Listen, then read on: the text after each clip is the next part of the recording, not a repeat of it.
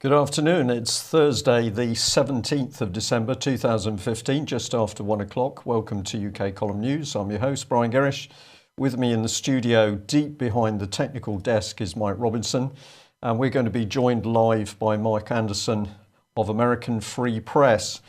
Now, as always, the weather pretty gloomy here in Plymouth. It's just bucketing down, pretty grey and misty. It's variable in Wales, so we've got dry in Rhyl, but wet in Rhondda, brightening up in Pembrokeshire. And apparently the Welsh weather is being made slightly more complex, apparently by Saharan desert dust. So if you're suffering from a bit of dust on your cars in Wales, down here in Devon, it's raw clay and mud from the fields. But we've just learnt from Mark that there is no weather where he is in Texas. He says it's not light enough to tell what's going on outside. So where should we begin? Well, we are delighted to say that a very important book has been launched. This is Vaccination Policy in the UK Government, The Untold Truth.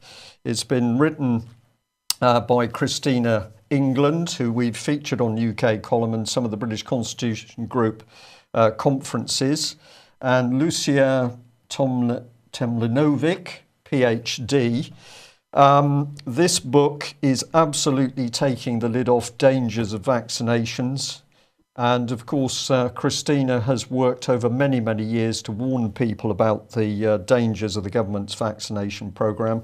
So we're going to say, please, if you can afford one, please do buy a copy, read, digest and pass on. Because of course, Christina and her colleague need as much support as possible. And this book could just be the start of a very large wedge to get the truth out of the government. And as we're going to be hearing in the rest of the news today, of course, truth is a sore subject when it comes to David Cameron's Tory government. So more and more need for people to find their own source of truth, and this book is a really excellent start. Well, Mike, I think it's over to you for conversation with George Osborne. No, Mark, actually. Mark is it who's taking the lead? Yeah. Sorry about that, Mark. Unmute your mic, Mark. We may have lost Mark Anderson temporarily at them. That's quite all right, I was saying. Okay. Right, we've got the slide on screen there. CFR events, a conversation with George Osborne. What's been going on? Well, of course, these global jet setters like Mr. Osborne, your Chancellor of the Exchequer, I hope I'm saying that right. He's basically your Treasury official. He's still in that position, correct? Yes. Yes. Well, these think tanks, of course, are birds of a feather that flock together. That's the CFR. That's the American version of the Chatham House there in the UK. And here recently. And it's rather disheartening, though unsurprising, to see him touting the neocon ethos, the idea that you can have austerity at home and you can have this balanced budget, but yet you somehow manage to increase the military. And on top of that, besides increasing the military budget, you're calling for the outward projection of your national power into other nations. And one almost doesn't even know where to begin here, but he's quoted as saying, and this is an exact quote, "We are building new aircraft carriers. We are buying the new fifth generation of fighters. We're building new submarines. We're expanding our surveillance and the like. We're increasing our special forces, our intelligence services," and on and on and on. And these are going to be big increases in their budgets there in the UK, the military and surveillance budgets. And here he says Britain is ready to protect itself, he claims, and project its values overseas with its allies. And he goes on to talk about hard power and soft power, just like last time I was on here. This is the exact language of Hillary Clinton speaking to the CFR, and it comes right out of the Trilateral and Bilderberg glossary, you might say, and so on and so forth. And he talks about how last time the Syrian thing didn't work out, but now he's so proud that the parliament there, as we've discussed here recently, has voted to attack Syria, and he even goes so far as to say that these airstrikes alone are not the answer, but he says they will help degrade ISIS, that either through its direct planning or through its inspiration, if you can call it that, is leading to the attacks everywhere from San Bernardino, California to Paris, France. So you have Mr. Osborne out there uh, reading a very scripted line. I mean, how could it possibly be that it would be uh, so in perfect unison with what Hillary is saying, a Democratic presidential candidate here in the U.S.? It's just proof positive that these guys are reading off a script that's kind of a power behind the throne. It's just amazing, the coordination between these think tanks and these candidates or public officials, as it were, on both sides of the pond. Mark, what's incredible about this one is I've been listening as you've been describing what George Osborne's been saying about the British military. And what is coming out of his mouth, of course, utter lies. There's no other way of putting it, because, of course, what has been going on during the Tory administration in particular is a massive attack on Britain's military, cuts right the way across the board: Royal Air Force, Army, Royal Navy, cuts in men, cuts in equipment, cuts in capability. To say that we've got aircraft carriers, of course, is a complete nonsense. One of them is in the water. There are no aircraft. We're supposed to be getting the F-35 to go on those. There's no aircraft for those carriers. Those carriers are not operational. They're not worked up. So that is a complete lie. Submarines at the moment, great consternation in Britain's submarine fleet as neglect and failure to maintain have caused problems. And we had the debacle a few months ago over the nuclear deterrent submarines and conditions on board. And whilst the government decried and denied a lot of that, there was a lot of truth behind what was being said of big problems. And we're at a stage now where the army is at such a pitiful level of manning that it's incapable of sustaining an operation of any scale in Europe, which of course is why David Cameron was boasting about 5,000 men being moved to the Eastern European border region, the Russian border region. On the scale of the American military, this is absolute nonsense.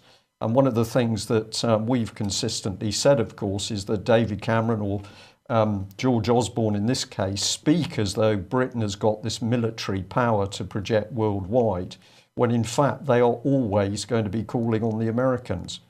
If I sound a bit outraged, I am, because this is complete lies by this man. You know, that's almost worse in the sense that he's obviously using this as a type of rhetoric. But I'm still amazed at the how well coordinated it is with the things on this side of the pond. In other words, it's always a matter of austerity at home, and if we can spend money anywhere else that's an increase in spending, then it's going to be militaristic or the military. The home economy is always meant to starve. It's a bit puzzling that he would lie that blatantly, I guess, from my perspective.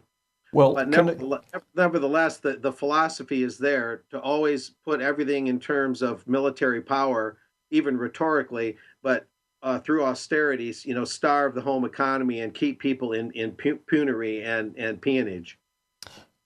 Mark, I'll put my comments in context, because I can agree with you without any trouble at all. The way I see it is, of course, that George Osborne is being given a script to read. That Yes. script, as you say, is coming from a nebulous network of people, some key organisations like CFR, but he's simply reading a script. So in his brain, he's got no connection with reality. The script says this is what you must say, this is what you must describe, and George Osborne reels it off as though it's factually correct, when of course, if you do a little bit of analysis, what he's saying is a complete lie. But the people writing that script are the dangerous people, because of course they're setting policy not only in nation states, in countries, they're also setting this globalist policy. Yeah, I think what we can draw from that is, yeah, they'll team up whatever resources they have with the U.S. And as you inferred, it may very well be that they'll lean heavily on the U.S. for this projection of military power. I think that we can conclude that fairly confidently. So moving on, Mark, Bilderberger in Action. This is an article you wrote for us and we've published on the website. So sticking with the sort of big boys clubs here, give us a rundown on what you're getting to here. Well, yeah, this was, of course, posted recently on your website. And this is an interesting piece, generally speaking, from the standpoint of we don't often look at Bilderbergers themselves, as individuals. And this man, even the New York Times, a pro banker publication, generally speaking, uh, named him in a recent article that the Times did, saying that this is the man that kind of brought ruin to the Bank of Cyprus and the Cyprus economy a couple years ago when the banks there were actually dipping their hands in people's savings accounts. And I picked up on the Times, though, portraying Joseph Ackerman.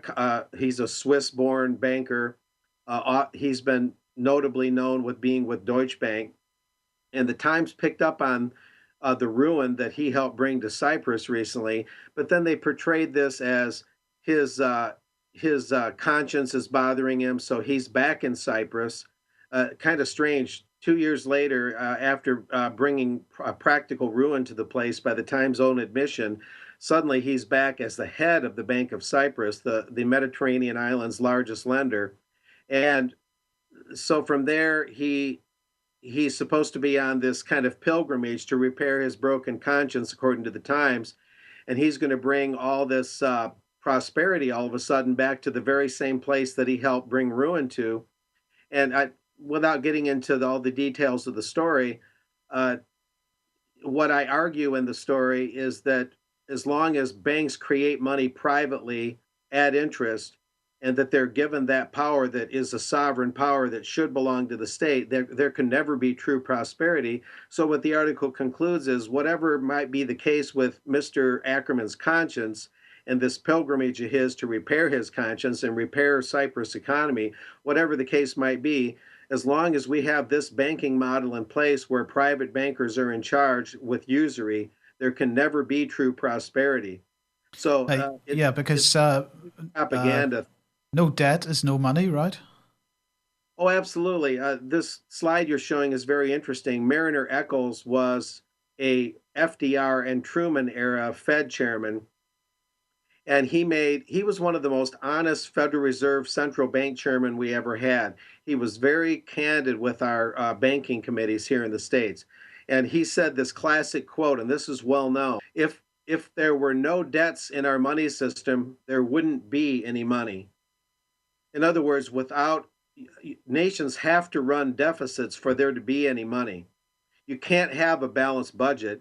If you balance the budget, you're going to have austerity, and you're not going to have enough money in circulation.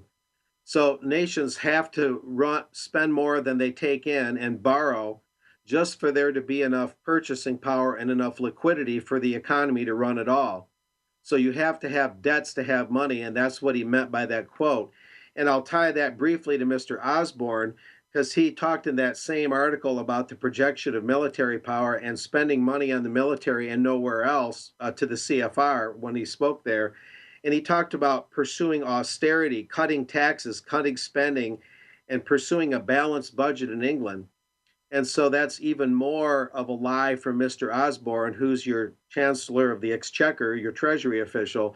He should know that if there's no debts, if there's no deficit spending, there can't be any money. And Well, it couldn't be more fundamental than that. as far as the Federal Reserve System is concerned, anyway. Oh, we're really in any system. When you have a debt-based money system, you have to be in the red and have to have extreme borrowing for there to be anything sufficient for the economy to run at all. And Well, that's what Eccles meant. yeah. So that brings us nicely onto this, I suppose, the main news story of the last 24 hours, which is that the Fed has raised interest rates by 0.25%. Now, right across the media, the notion's being reinforced that this is the first in a series of very slow and very carefully managed rate hikes. And in fact, right across the media, it's being hailed as a success because stocks, bonds, and the dollar are all doing much better than they were yesterday. And that, by the way, is absolutely normal under these circumstances. So it's a first step, is that the markets react in this way. So it's absolutely to be expected. And right across the media, in fact, Janet Yellen is being hailed as the great savior, who through her professionalism, her discipline, how reserved she was, the markets are reacting very calmly, and this is all really great stuff. So the truth is, though, we get to the truth. The truth is, though, that the process of raising rates hasn't even begun yet, actually. This is not like a mortgage rate that your bank sets, because you basically just receive a notification from your bank telling you what your new repayment is. But in order to bring about an interest rate change, the Federal Reserve has to trade. So it uses two financial tools to do that. One is reverse repurchase agreements. Another is interest on excess reserves. But in the case of the reverse repurchase agreements, for example, that when they play with those, what they're effectively doing is removing liquidity from the market. So as Citigroup stated a couple of days ago, I'll quote them, they said, there will be a separate document from the NY Fed with details around the operational aspects of the liftoff. Of primary interest will be the size of the overnight reverse repo facility and that the Fed will put in place to pull short rates higher. We don't think it will be unlimited, but a size large enough that will keep short rates from falling below the 25 basis points at 0.5% floor. And the size could be as high as $1 trillion. So as Zero Hedge pointed out yesterday, I think it was, they said that putting this liquidity drain in context, the entire QE2, that's quantitative easing 2, injected only, in quotes, $600 billion in liquidity in the span of many months, suggesting that as of tomorrow, the Fed may drain as much as 166% of its entire second quantitative easing operation overnight. So what effect is that going to have? That's kind of a rhetorical question. But, you know, this has to be seen in the context of the broader financial crash, which basically seems to have begun at last. Because here's former Rothschild banker Wilbur Ross, talking to CNBC yesterday or the day before, and he's talking about this junk debt market crash, which is on at the moment. Hardly discussed a few months ago. It's suddenly getting worse. We've seen hedge funds going out of business, 3 or 4 of them now, and we've seen the default rate in high. So this is a number of defaults there are in corporate debt. It was 2%. In September, it's now gone as high as 5%, and in fact, in the energy and mining, so the energy and mining areas, metals companies, and so on, the default rate is up to 12%. Now, Ross said in his interview on CNBC here that there is a wall of maturities of junk debt which will come due in 2018. But in the meantime, of course, that debt they will attempt to refinance that debt. But in order for it to be refinanced, that process has to be done at least 12 months prior to the maturity date. So as he pointed out, the best case scenario for this is that the effects of this junk bond crash will begin to be felt in 2017, and in some cases probably earlier than that. So here we are again talking about this kind of nonsense in exactly the same way that we were in the run-up to 2008. This time around, I think we can say that there are no tools in the toolbox for the financial system when the dam bursts. And so what's the trigger going to be? Is it going to be caused by further interest rate hikes or the effect of this one? Is it going to be caused by the junk bond crashes? Could there be another mortgage collapse? I don't think we really need to worry about which it is. The effect is going to be the same either way. So again, we've got to say again, unless there's proper bank separation, Glass-Steagall style, unless we move away from this debt-based monetary system and think about Bradbury Pound and other similar prospects, then we're going to be having exactly the same conversation that we were having post 2008. Only it's going to be much worse, Brian.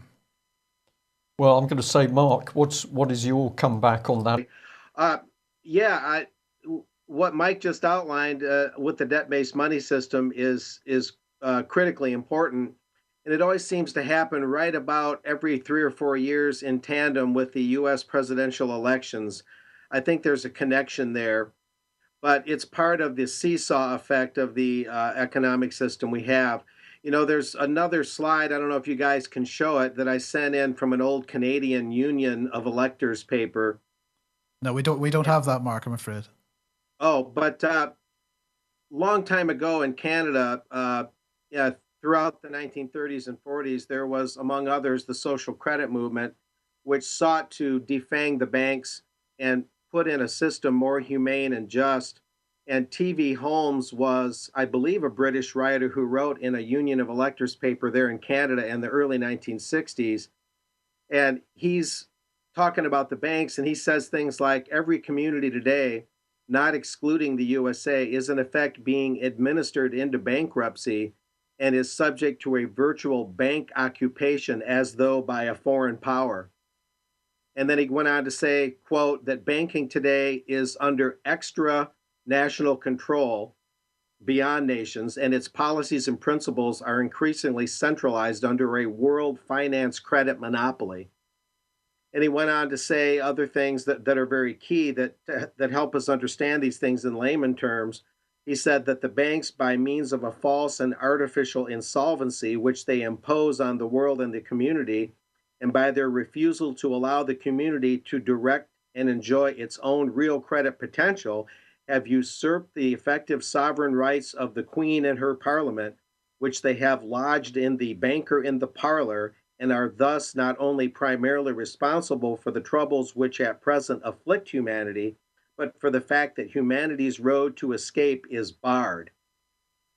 Now, those are very critical and very insightful statements as to what the bind we're in is all about, and that the way that the banks, even at the local commercial level, become the commanders of the community.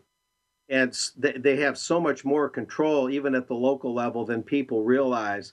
And you expand that to a world hegemony, and you're really looking at a financial power that's completely sidestepped and taken over the governments and made them its servant. These are powerful statements, and it is the truth, it seems to me, coming up to the surface. While you were explaining that, I was thinking of Mr. Oliver Letwin, who we've been reporting on over the last few days. A very powerful man in the British Cabinet Office. We are told that this is the man absolutely controlling government policy, certainly Conservative Party policy. And what is he doing aside from that? Well, he's the man who sits as the Chancellor of the Lancaster of Duchy. You have to put up with all of this ancient stuff from UK, but what it basically means is he's controlling the Queen's purse. We don't know how many billions or trillions that is, but very interesting that Mr. Letwin, of course, has a history of N.M. Rothschild. So it seems to us everywhere we go amongst the political and establishment elite in UK at the moment, you're seeing people who've got a history with banking.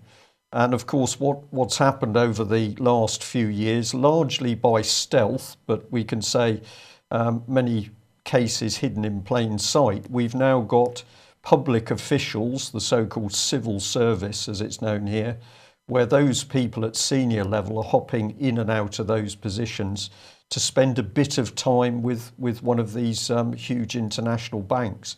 So we've seen a complete blurring of the boundary between what is political and what is banking. I couldn't agree with you more, but the author of those comments seems to be absolutely spot on.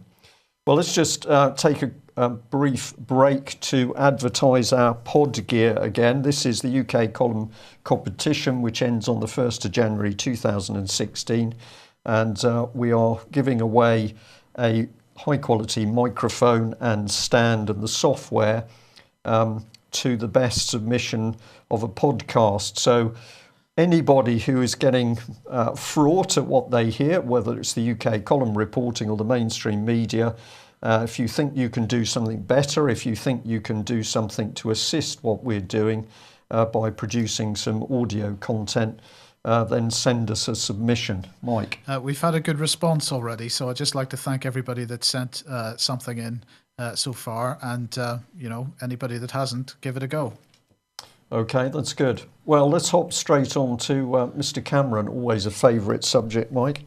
Well, indeed, because David Cameron is meeting EU leaders today to demand, apparently, according to this article, a ban on in-work benefits for migrants. And apparently, Angela Merkel has told David Cameron that she will not give in to his demands for a ban on in-work benefits. And of course, we are calling this the EU referendum PSYOP, because while all this is going on, there's this toing and froing between them. We have, sorry, I do apologise, it's my mistake there. Jean-Claude Juncker, of course, he is also saying that he wants a plan B instead of Cameron's 4-year benefit ban.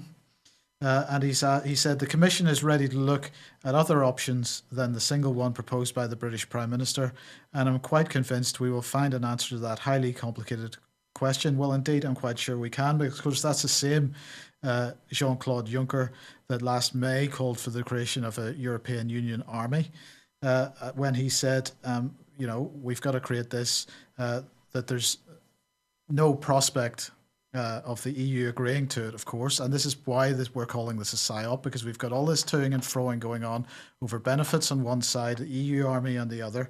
And Juncker at the time said you would not create a European army to use it immediately. He said that, but the common army among the Europeans would convey to Russia that we are serious about defending the values of the European Union. Such an army would help us to design a common foreign and security policy. So there we see it even goes beyond the army itself. We're talking about a common foreign and security policy, and no doubt institutions that go along with that. Donald Tusk, of course, is saying that Britain's demands are unacceptable. And as I say, this is a PSYOP. It's designed to persuade us that Cameron is the great statesman standing up to the European Union. He's going to bring home a great deal, maybe not today, but certainly in time for the referendum. But the price we have to pay for that, though, might be pretty high, Brian. Well, it's going to be really high, because I'm going to stick Mike on the response that it's a pack of lies wherever you look. Now, thank you to the person who told us to go and look at this Breitbart article. UK government refuses to publish the real statistics on immigration after Breitbart London analysis. Now, what is this about?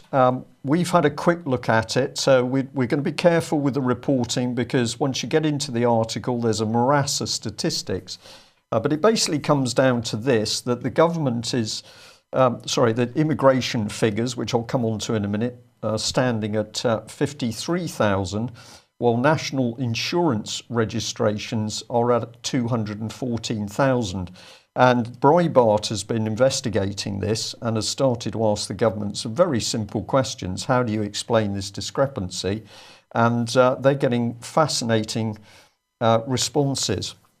So this was a Mr. Porters here who asked DWP and HMRC, using the same computer systems from which this data comes, to tell me how many national insurance numbers were issued to recent migrants were active. Now, he asked this question to make sure that those 214,000 national insurance registrations were live, and therefore we will say real.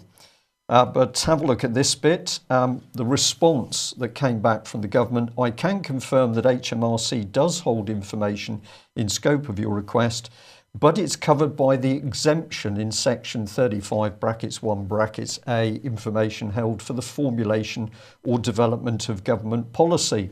The government's policy on EU migrants' access to benefits is currently under development. And here comes the real killer. The information requested is exempt from disclosure to protect the private space within which ministers and their policy advisors can develop policies without risk of premature disclosure. Now, the inference of that for me is that basically information can be developed out of sight of the public. The moment you've got everything together, then it's a diktat on the public. But here are the figures that they're talking about. And I've tried to simplify it a bit. EU 15 relates to the countries listed there, but the ones we're interested in here at the moment are in relation to Bulgaria and Romania, the so-called EU 2 areas. And the bottom line is the supposed immigration, just over 50,000. And then here is the national insurance. And so this is the key part that Breitbart is saying to the government. Will you explain these figures? And quick as a flash, the British government is doing what it does best, which is either lies or simply refuses to release the information. So if we put this in context, apart from a lie and cover up of the government, let's remind ourselves of what we were reporting yesterday. Nothing to hide, just shut down freedom of information. So at the moment, the government is reviewing with a view to closing down freedom of information. And so we reported the so-called independent commission. But if we bring back that statement, the information requested is exempt from disclosure to protect the private space. So I think we're getting a very good clue as to what the government's trying to do over freedom of information. They don't like it because the public's working out what they're doing. Let's bring in that independent committee, and we just remind people that it was Jack Straw, who was the man as Justice Secretary, tried to gag children who had been abused, who were in care. He tried to stop them speaking out. And we've asked this question many times. Why would a man want to stop children who are being abused from speaking out? So the key question now is, does the government's private space include hiding the abuse of children? And we are going to say we think it does. I will come over to Mark in just a second. We just wanted to follow this through. Let's remember, of course, who was working on all of this. So here was the gang of three attempting to take control of the press. So David Cameron appointed his chum Leveson to head the Leveson inquiry. The politicians write up their press control plans. The whole thing was debated behind closed doors at the time. We're back at the 30th of October 2013 there. And the press got so hot under the collar, they started to accuse the Privy Council of a dictatorship, a closed doors dictatorship. They did move towards a High Court injunction. That failed. But what the British press were warning of back in 2013 is that there was an attempt by these three, the cabal of three, to take state control of the British press.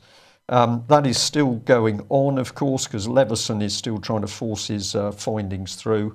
And we've now got the close down of the freedom of information. This is serious stuff, Mark. It's very different, it seems to us, in the States. But here there is something very dangerous unfolding with regard to freedom of speech, and it's unfolding very quickly. Well, what's ironic about it is that even if you didn't have this attempt at state control in Britain, you would still have a state-allied media. In the United States, we don't need direct state control of the media, but the media here is still an ally of the state, very much by and large. Particularly the New York Times, as I've illustrated on stories on your show here, with gun control agendas in tandem with the government, supporting the war effort and ongoing nonstop global policing in tandem with the government.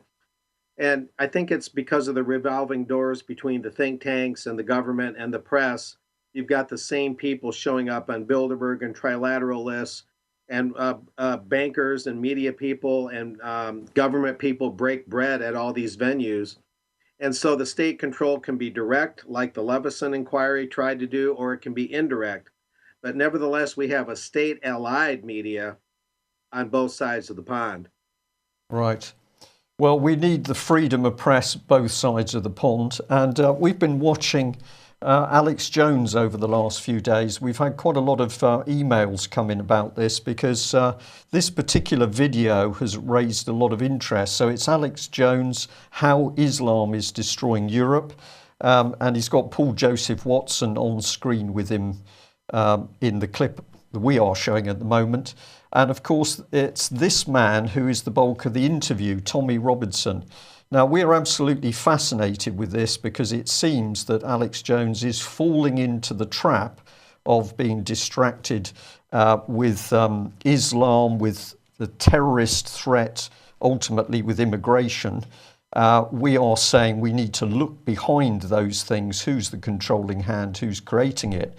But what does Alex Jones really know about Tommy Robinson and his activities as EDL leader?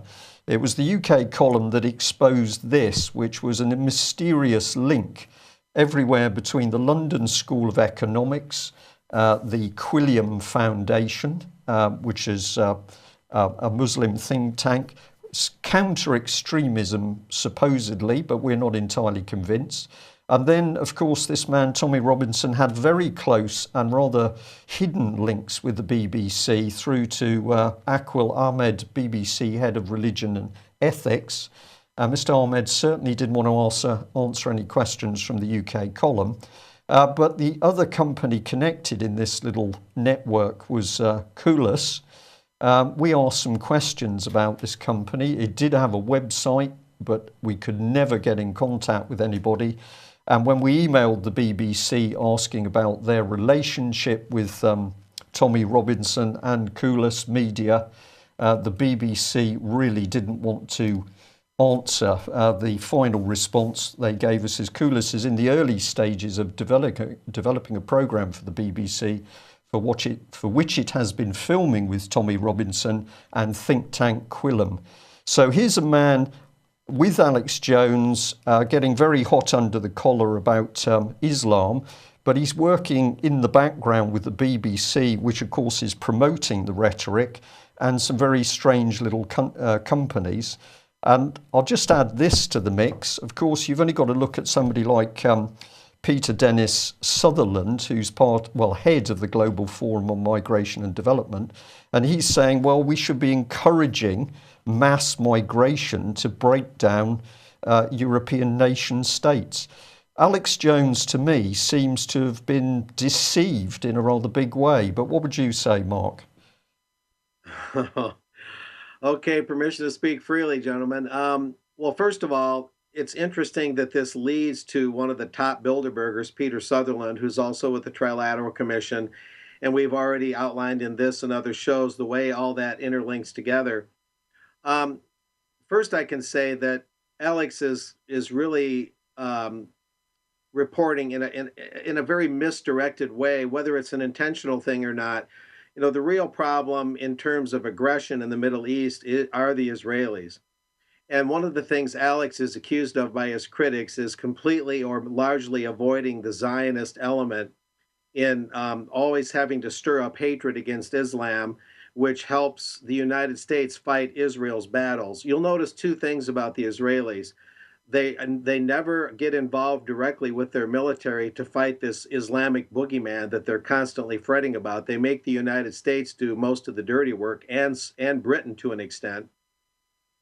And then the Israelis will not let any of these European migrants in their borders. But if anyone else tries to deny the migration, they're called xenophobic. They're called far right wing. They're called white supremacists. Anything you can think of a hateful nature, the Israelis will drag these labels out. So on the one level, Alex won't discuss the very real machinations of the Israeli government and the IDF and Benjamin Netanyahu, who are the real threat to peace in the Middle East. He'll put all the blame on Islam, and Alex will downplay the fact that it's the U.S. wars in tandem with Britain, while Israel sits on the sidelines and collects all the benefits. That's what's driving this migration, whatever the nature of the migrants. Some of them are innocent people, some of them may be terrorists in nature. That you're going to have a mixed bag there. But the cause is the Western launched wars on those Arab countries. That's the main cause. While Israel keeps them out of their country, pushes them over into Europe, the Israelis are laughing all the way to the bank while letting the US and UK do all the fighting on the ground and the bleeding of their treasuries as well. This is the real story. And meanwhile, Paul Joseph Watson and Alex put all this blame on Islam. It's a complete miscue, it's a misfire. And they've got to know better to a degree. I think it's propagandistic for Alex and his crew to do this, in my opinion. But whatever my opinion might be, there's a growing chorus that's really disagreeing with Alex and Paul's approach on this. Okay, well, thank you for that. We'll be looking into this further in 2016. Just a reminder of the book False Dawn, which we put up yesterday. We're encouraging people to really research what is going on, the hidden hand which is manipulating world religions in order to bring in, as Lee Penn says here, the United Religions Initiative, or one world religion. So strife, as always, is part of that. I understand that this book is available as a PDF download. Somebody put up a link. We'll try and get hold of that link. And if that's true, we will point people in the right direction. Well, the lies go on. We were interested in with this Daily Mail article here, which is back on the subject of the royal family being given high-level cabinet papers. And it's emerged that William, although he's got no real role at the moment, is being given access to secret government papers, apparently to train him up and help him understand the workings of Whitehall. Well, if he understands what lying and propaganda is, he should be pretty good at understanding what Whitehall's up to. The BBC jumps in as well. Prince Charles gets copies of confidential cabinet papers. But we were interested that when we got into this report, there's an interesting group mentioned, because, of course, the people who are stirring all this up and getting excellent mainstream press and BBC coverage is a campaign group called Republic. So we thought we'd have a look at them. Here they are, simple website. We have spoken to them this morning because we asked about the links through to the Alliance of European Republican Movements. We asked if there was any European money coming into these organisations, and we've been told no, there isn't, that they are simply a small organisation who believes we should be a republic and are funding themselves. So we're going to keep an open mind on that at the moment. They're going for a republic, and they're working through Europe to turn other monarchies into republics. Is this above board? Seems to be, but we'll keep an eye on it. Let's remember, though, of course, the BBC absolutely prepared to assist subversion.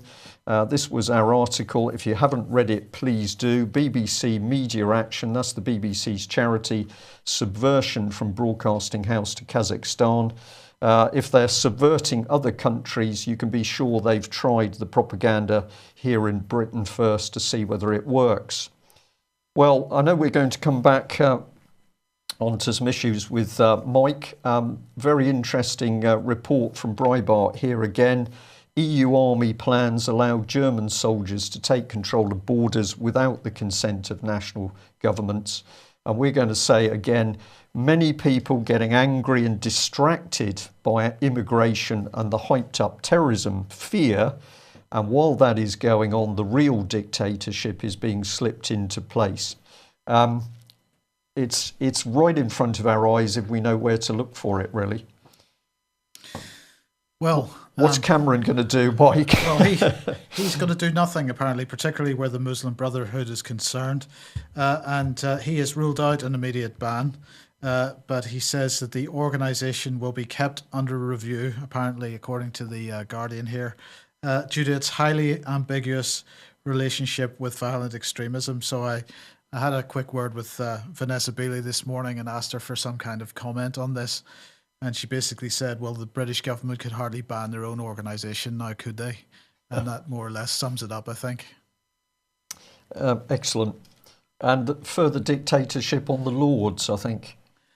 Indeed. So the government has now announced that it's going to push through legislation which will veto the right of the House of Lords to will stop the right of the House of Lords to veto government legislation that it doesn't agree with. So this is really following on from the deep respect of the Bill of Rights displayed by Parliament yesterday, further undermining of the Constitution. So this was, of course, if you remember, a government commissioned review led by Lord Strathclyde, and he was given the job of looking into the fact that the Lords can veto regulations known as statutory instruments. Now, statutory instrument, of course, is an amendment to legislation which is made directly by a minister. It doesn't necessarily get any parliamentary oversight. It's supposed to be laid before the House of Commons, but of course, as we very well know from many of the debates on serious issues like child abuse, the House of Commons mostly empty for most of these types of procedural things. So statutory instruments tend to go through without any challenge. And basically, if the legislation says that ministers can amend it, an act of parliament at some future date, then that's when a statutory instrument is used. So I think in this case, David Cameron has demonstrated once again that he is a de facto dictator, because the House of Lords, from a constitutional point of view, is there with the specific purpose of providing oversight and reining in the excesses of an out-of-control House of Commons. And for him to therefore remove that power of veto is not only unconstitutional, it's utterly undemocratic and hypocritical.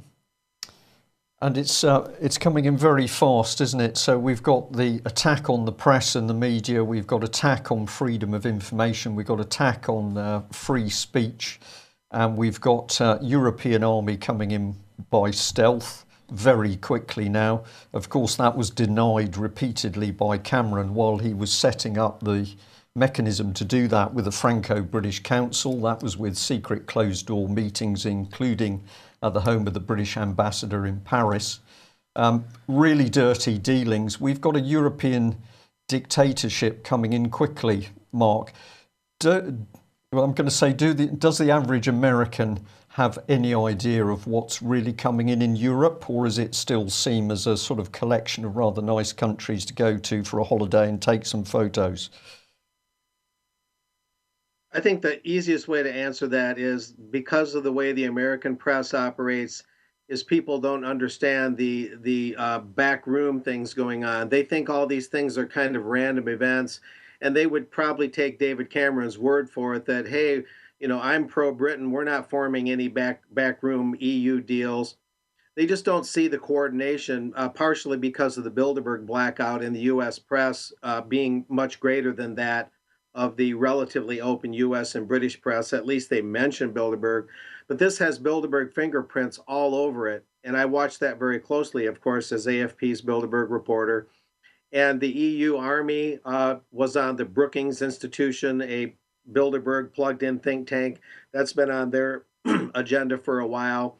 So that's part of the Bilderberg network, the centralization of banking in Europe. To summarize the Bilderberg goals, it's European Army, the tightening of central banking in Europe, as Joseph Ackerman is behind. As I mentioned in the article that's posted on your website now, if people read that, it talks about Joseph Ackerman, the Bilderberg bankers' activities to centralize banking even more in Europe.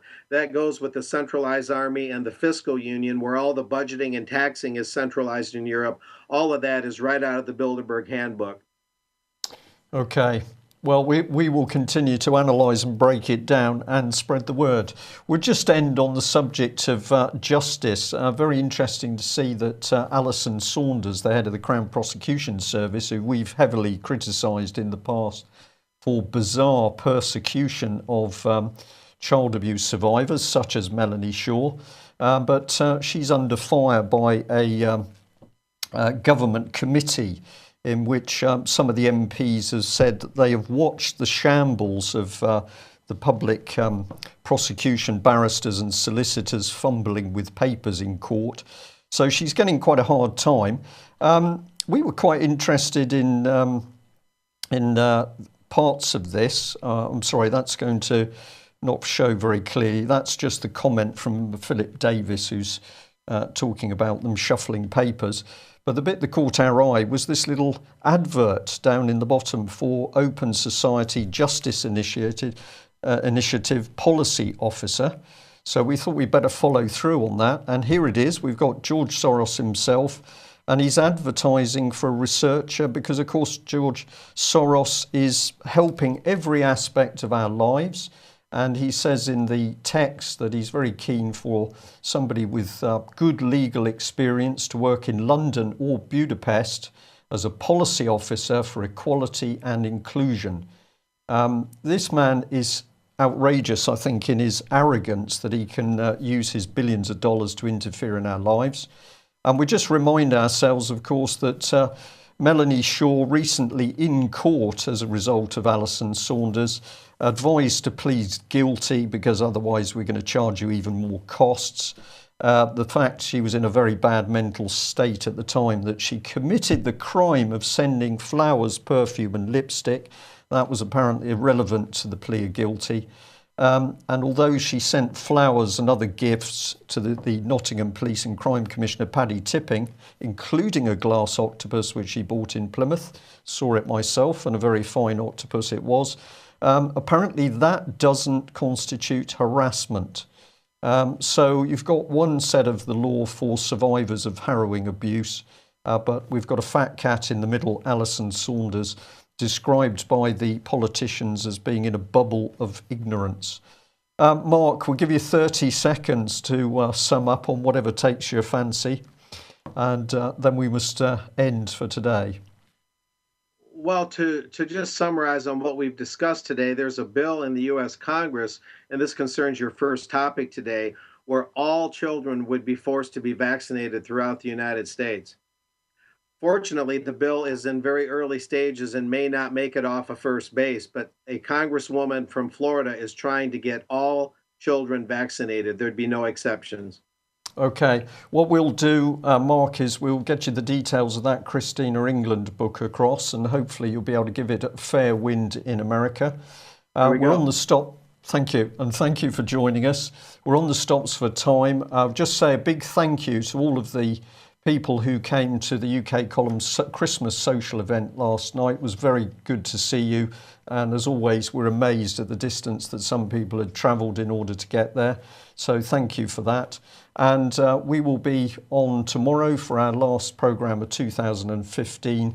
And we'll have David Scott and Alex Thompson with us. So both those two gentlemen for what I think will be a particularly good final 2015 news. Mark, once again, thanks for joining us. Happy Christmas to you if we don't speak to you again. And we look forward to reporting events in 2016 with American Free Press.